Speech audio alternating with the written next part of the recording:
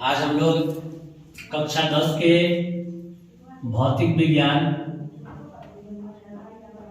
के दूसरे भाग में पढ़ेंगे प्रकाश का परावर्तन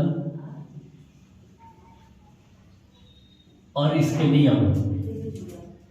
प्रकाश का परावर्तन का अर्थ ही होता है प्रकाश का लौटना।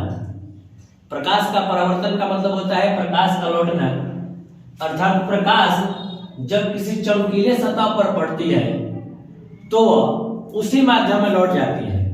जैसे यदि प्रकाश हवा से आती है तो हवा में लौटे, जल से आता है तो जल में लौटे, और ठोस पदार्थ से आता है तो ठोस पदार्थ में लौटे, एक ही माध्यम में लौटे। तो जब प्रकाश किसी वस्तु पर पड़कर उसी माध्यम में लौटती है तो प्रकाश की इस घटना को प्रकाश का परावर्तन कहते हैं। एक सतह, चिकना चमकीला सतह जिसका एक भाग रंगा हुआ है, एक चिकना चमकीला सतह जिसका एक भाग रंगा हुआ है, उसे परावर्तक सतह कहा जाता है। और प्रकाश स्रोत से निकलने वाली किरण को आपतित किरण कहते हैं। प्रकाश स्रोत से निकलने वाली किरण को आपतित किरण कहते हैं।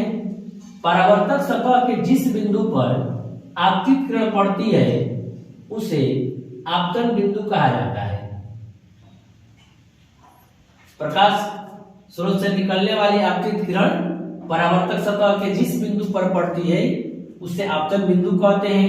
और जब ये बिंदु पर पड़ने के बाद उसी माध्यम में वापस लौट जाती है तो उसे परावर्तित किरण कहते हैं। दूसरे शब्दों में कहा जाए तो आपतित किरण परावर्तक सतह पर पड़ने के बाद जब उसी माध्यम में लौटती है तो उसे परावर्तित किरण कहते हैं। आपतन बिंदु पर डाले गए लंब को अभिलंब कहते हैं। आपतन बिंदु पर डाले गए लंब को अभिलंब कहते हैं। आपतित किरण और अभिलंब के बीच जो कोण बनता है उसे आपतन कोण कहते हैं, जिसे कि I द्वारा दर्शाया जाता है। परावर्तित किरण और अभिलंब के बीच जो कोण बनता है उसे परावर्तित कोण कहते हैं। इसके बाद हम लोग प्रकाश के परावर्तन के नियम पढ़ेंगे, जिसमें आपतित किरण, परावर्तित किरण और आपतन बिंदु पर डाला गया विलंब, प्रकाश के परावर्तन के दो नियम होते हैं। जिसका पहला नियम है आपतित किरण, परावर्तित किरण और आपतन बिंदु पर डाला गया विलंब तीनों एक ही तल में होते हैं। और दूसरा नियम आपतन कोण मतलब I और परावर्तन कोण R दोनों क्या होता है तो बराबर होते हैं, जिसे कि प्रकाश के परावर्तन के नियम कहा जाता है।